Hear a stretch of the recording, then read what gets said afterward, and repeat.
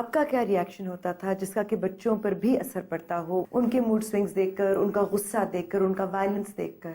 ڈر لگتا تھا کہ جی اب ماں باپ کی پھر سے لڑائی ہو گئی ہے. فرسٹریشن کو میں نکالنے کے لیے بھی ایٹ ٹائمس ان پہ شاؤٹ اینڈ یل آئی وڈ ڈو دیٹ. جو میری دوسری والی بیٹی ہے وہ اپنے ہی اس میں خول میں چلی گئی ہے. Never have I seen her crying اور even talking to us about these issues. The two younger ones انہوں نے اپنے اور ڈھونڈ لیے، going out, being with the friends, try and staying out of the house. The eldest one would cry and اس اسٹیج پہ آگئی تھی کہ انڈرسٹینڈنگ ہو گئی کہ جی باپ کو پرابلم ہے، وہ یہ کرے گا. There were clashes between the father and the daughter. Then وہ بڑی ہے، شاید اس کو ایک رسپانسبلٹی کا احساس فیل ہوتی تھی. Exactly because she seen her father try and kill himself. Most of the time I use to feel pain and disgust, کیونکہ ایک بندے کی وجہ سے بہت سارے لوگ سفر کر رہے تھے اور مجھے زیادہ تر اس کے لیے تو تکلیف ہوتی تھی کہ وہ اپنے آپ کو کاٹ چھاٹ رہا ہے یا مار رہا ہے، لیکن اس سے زیادہ مجھے اپنے بچوں کے لیے تکلیف ہوتی تھی. They have become very attach to me because باپ جو تھا سارا دن ڈرنک کرتا تھا، کبھی کبھی ساری رات ڈرنک کرتا تھا، تو وہ باپ کے پاس جا نہیں سکتے تھے. ہمیشہ یہ ہوتا تھا یا ڈانٹ پڑ رہی ہے یا غصہ ہو رہا ہے یا وہ ان کو اوائڈ کر رہا ہے. اوکے ہیئرز دا منی، جاؤ کھا پی لو، بچوں کو باہر لے جاؤ. Not that he is not a loving father, لیکن as the tendency grew things got from bad to worse. جب گھر کا کمانے والا کسی چیز پر ڈیپینڈنٹ ہو جائے تو فائنینشلی بھی بہت برا اثر پڑتا ہے. ہم لوگ کو ایک سٹی کو چھوڑ کے دوسری سٹی میں آلریڈی آنا پڑا. یہاں پہ آ کے trying to establish himself with his problem was very difficult for him. His father would always help him out and that was the only thing جس پہ ہم ڈپینڈ کر کے بیٹھے ہوئے تھے. Then I started to do something on my own because ایک تو یہ جو پریشر تھا فائنانسز کا، دوسرا pressure of seeing him like that and not trying to adjust with it and not trying to take it. میرا out late یہ تھا کہ میں کچھ اور کروں. Maybe I would stay out of the house for a little while. Respite مل جاتی ہے. بالکل. لیکن اس میجر فائنینشیل کرائسس کے کرنچ میں we had to sell off stuff and move again. couldn't face up to people. تو لوگوں کا سوشلی کیا ایٹیٹیوڈ ہوتا ہے؟ سپورٹیو ہوتے ہیں یا اوائڈ کرتے ہیں؟ ایکچولی ہماری سوسائٹی بہت عجیب سی ہے. On your face they are very nice to you but basically ہم لوگوں کا پرابلم کیونکہ آپس میں بہت زیادہ ہو گیا تھا تو I stopped going out with him completely. اس کا رزلٹ وہ یہی ہوتا تھا کہ he would come dead drunk to the house. آپ کو لگتا ہے آپ نے غلطی کی، آپ کو ان کے ساتھ جانا چاہیے تھا؟ He was not taking responsibility for himself. I had 3 children to look after. So I had to draw a line somewhere.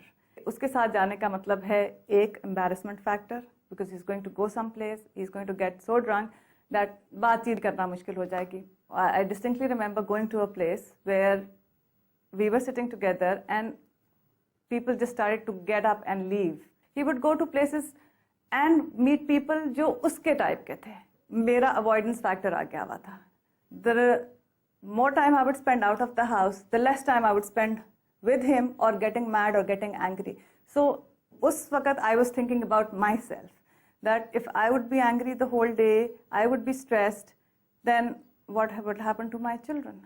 آپ کو یہ کب احساس ہوا کہ انہیں کسی قسم کی سائکیاٹرک یا دوسری ہیلپ کی ضرورت ہے؟ He had problems from the very beginning before I was married to him as well. مگر شادی جب آپ کی ہوئی آپ کو پتا تھا کہ یہ socially at least Socially, I had that idea کہ وہ socially. لیکن after a couple of years of my marriage کے mood swings بہت زیادہ ہونے لگ گئے تھے. This is a very big problem in bipolar tendency as well, that your husband is going to be unfaithful to you, which he was throughout, and he would make excuses for that. یہ general جو ہے اس نے impression ایک سب کو دیا ہوا تھا کہ بیوی جو ہے وہ اس طرح کی جسٹیفیکیشن چاہیے ہوتی ہے نا، اپنے آپ کو بھی جسٹیفائی کر رہا تھا نا. وہ بہانے بنانے کو ہزار بہانے بنائے جا سکتے ہیں. اپنی غلطی کو نہ تسلیم کے لیے کئی جسٹیفیکیشنز دی جا سکتی ہیں. نشے کا عادی یا الکوہولک عموماً ایسا کرتا ہے، اپنی میڈیکل یا سائیکولوجیکل کنڈیشن کو اپنی ایڈکشن کا جواز بنا کر پیش کرتا ہے. ہو سکتا ہے اس میں کسی حد تک سچائی بھی ہو، کیونکہ جو شخص ذہنی اور نفسیاتی طور پر کمزور ہوتا ہے اسے عام طور پر اپنے اوپر قابو نہیں رہتا. بائیپولر ڈس آرڈر اور بائیپولر ٹینڈنسی کو اکثر الکوہولزم کی وجہ بتایا جاتا ہے، لیکن یہ کہاں تک صحیح ہے اور یہ بائیپولر ڈس آرڈر ہے کیا؟ جس میں موڈ اور مزاج کی انتہاؤں کو لوگ چھوتے ہیں، یعنی ان کا مزاج اتنا اچھا بعض اوقات ہوتا ہے کہ وہ آسمان پہ اڑے چلے جا رہے ہوتے ہیں. یہی لوگ کچھ دنوں کے بعد آپ کو بہت غم زدہ اور روتے ہوئے اور محدود ایکٹیویٹیز میں ایکسٹریم موڈز ہوتے ہیں. لیکن بائیپولر ٹینڈنسی میں موڈ اور مزاج کی فلکچویشن نارمل سے ذرا زیادہ ہوتی ہیں. تو اگر زیادہ تر بائیپولر ٹینڈنسیز کے حامل لوگ شراب شروع کریں گے تو پھر زیادہ تر الکوہولکس بھی انہی میں سے بنیں گے. کیا یہ وہ لوگ ہوتے ہیں جو ذرا ایڈونچر کے شوقین ہوتے ہیں یا رسک لینا چاہتے ہیں، تھرل ملتا ہے ان کو؟ جتنے لوگوں میں بھی بائیپولر ٹینڈنسی ہوتی ہے وہ کسی بھی نئے تجربے کو کرنے سے ہچکچاتے نہیں ہیں، وہ امپلسو ہوتے ہیں. ان کے ذہن میں جو خیال آ جائے وہ بس اسی کے پیچھے پڑ جاتے ہیں، سوال نہیں کرتے، دوستوں کے ساتھ چلتے ہیں. تو عموماً لوگوں کو شراب پینے کی عادت دوستوں سے پڑتی ہے یا افسران بالا سے پڑتی ہے، کیونکہ اگر کوئی بڑا افسر اپنے ماتحت کو شراب پینے کی دعوت دے گا تو اس کے لیے انکار تھوڑا مشکل ہوگا. کیا یہ چیز وراثت میں بھی آ سکتی ہے، جینیٹک بھی ہو سکتی ہے؟ شراب پینے کا جو عمل ہے یہ انوائرمنٹ سے آتا ہے، لیکن جہاں تک شراب کی بیماری کا تعلق ہے، یعنی جسم کے ٹاکسن بنانے کا تعلق ہے شراب کے ساتھ مل کے، یہ جینیٹک ان نیچر ہوتا ہے. کئی لوگوں کے لیے بہت تھوڑا سا پینا بھی انہیں انٹاکسیکیٹ کر دیتا ہے، اور کئی لوگوں کے لیے بہت زیادہ بھی وہ پی لیں تو کا تھریش ہولڈ بڑا ہوا ہوتا ہے، ان کی مطلب برداشت بہت ہوتی ہے اس نشے کی. کیا یہ بات صحیح ہے؟ اگر کوئی بہت زیادہ پیتا ہے تو بیماری کو مقدار کے پس منظر میں بھی دیکھا جاتا ہے. دوسرا ڈرنکنیس یعنی انٹاکسیکیشن. صحیح. تو الکوہولزم ان دونوں چیزوں کی ویریس کمبینیشن سے مل کے بنتا ہے. کیا اسی فرق کو مائکرو اور میکرو الکوہولزم کہتے ہیں؟ اگر کسی میں انٹاکسیکیشن نہ ہونے کے برابر ہے یا بہت کم ہے تو اسے مائکرو الکوہولزم کہا جاتا ہے.